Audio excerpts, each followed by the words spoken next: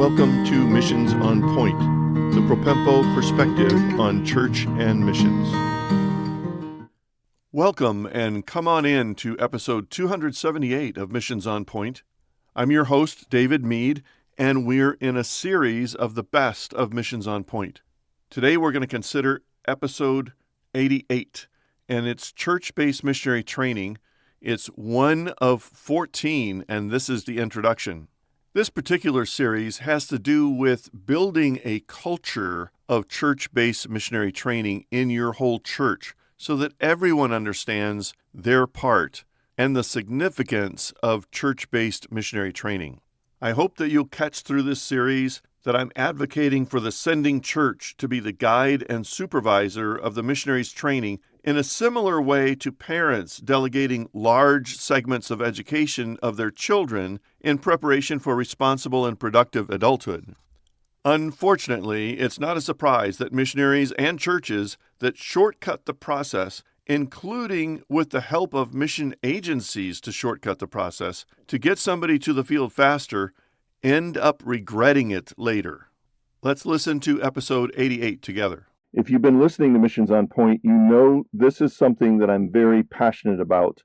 I really want to see churches intentionally find missionary candidates or have missionary candidates arise from their own church membership and consciously, intentionally work with them to develop them with the skills and ministry and character that they need to be effective missionaries long-term on the mission field, particularly in hard fields or unreached people fields.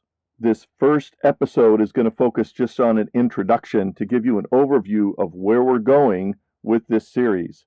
But before we even begin the details of that, I want to talk about benefits of church-based missionary training and fill you in on what I'm not saying, because I don't want to be misunderstood. I'm not saying that every bit of training must be done in and by the local church. I'm also not saying that missionary training should be primarily non-formal education. You'll understand that better as we move along. Thirdly, not saying that missionary training in the local church is less rigorous than an academic institution. It should be equally rigorous, and it depends largely on the individual candidate and the church's capabilities and how you may delegate responsibility for different parts of that training. Fourthly, I'm not saying that any local church is fully capable of providing all the training necessary for raising up an effective and well-qualified missionary.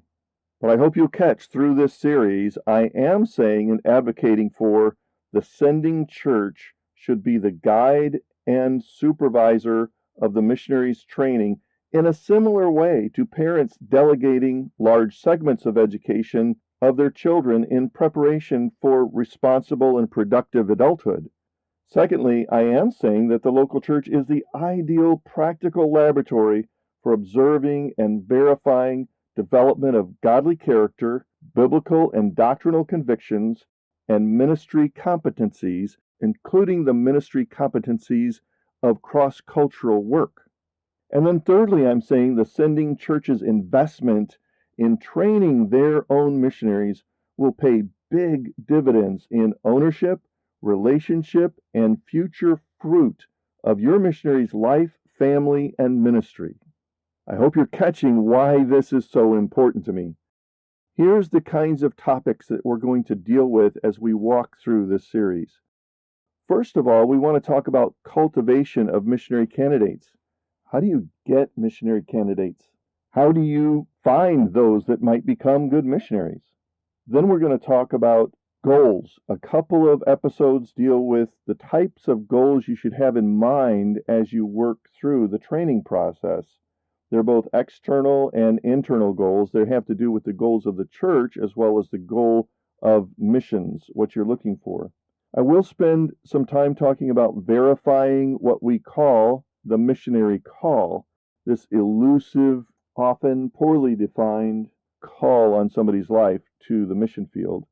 And then we're going to work on some very practical steps that are included in my book Here to There, but those steps include from beginning to think about maybe God's calling me to missions to all the different steps to get there. We will talk about the important aspect of mentoring and accountability, and the hard questions that need to be asked in that process. We'll also talk about the basic training curriculum and perhaps point you to some resources for that, as well as the whole concern of preparation through reading and research, interviewing, all the kinds of things that you have to do to be interactively prepared and educated in those ways. I'm going to talk about some keys for the missionary candidate that are important, including the concept, biblical concept, of giving up personal rights, and this whole idea of commissioning and decommissioning of the missionary. That is, who chooses what field they go to and when they come off the field. We will talk about shepherding on the field, which I've touched on in some other episodes, but this is specifically regarding your candidates coming up. And the next thing that follows is accountability and focus and communication and how to keep them on track. The last thing that is important, I've mentioned in other episodes, is the partnership agreement with the mission sending agency. It doesn't necessarily come last in the whole process, but it happens to be the last or near the last of this string of episodes. So I hope that you're going to stay with us. I hope that you're going to find it encouraging and stimulating, and perhaps take some notes so that as the Lord gives you missionaries, you're going to find it incredibly practical for your church. Here are a few basic concepts to think of as we begin. Training missionaries is not conceptually different from church training for any ministry leader in the church, though at different levels and a different curriculum. Sunday school teachers require some kind of training and orientation. Awana leaders have regular training. Ministry team leaders, deacons, youth leaders, Bible teachers in your church, you want them to have a certain level of training and expertise before you turn them loose on their audience. Specialized ministry team leaders like worship leaders or training in evangelism and discipleship. Certainly people that have an office in your church, you want to see them do the kinds of things that they would be doing in their office before they are ever elected or appointed to their office. Deacons, elders, pastors, and of course, missionaries. Another concept is that training requires close supervision. Training is not academic. It is not just classroom and bookwork. Training is experiential and practical and relational, and it kind of requires a mentor or a chain of mentors or a body of people that mentor that person through the whole process.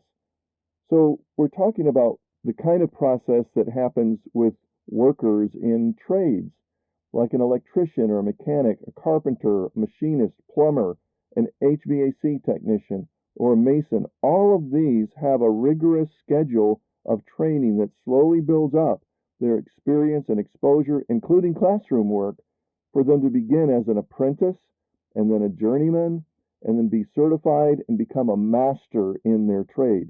Another basic concept to remember is that this kind of training takes time.